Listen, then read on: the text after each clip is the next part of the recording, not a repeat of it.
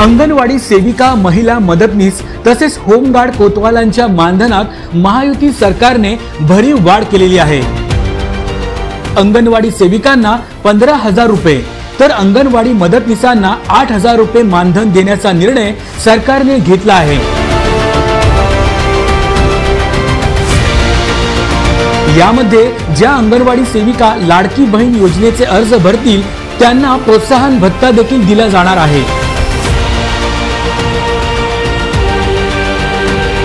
याकरिता राज्यभर विशेष 4,860 शिक्षकांच्या पदांची निर्मितीही केली जाणार आहे।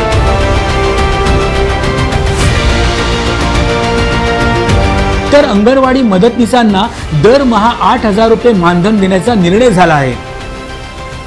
कोतवालांच्या मानधनात वाढ करून त्यांच्याकरिता कल्याणकारी योजना देखील सुरू करण्याचा निर्णय महायुती सरकारने घेतला आहे। त्याशिवाय होमगार्ड आणि कोतवाल यांचा कामावर असताना मृत्यू झाल्यास त्यांच्या वारसांना अनुकंपा तत्वावर नोकरी देखील देण्यात येणार आहे।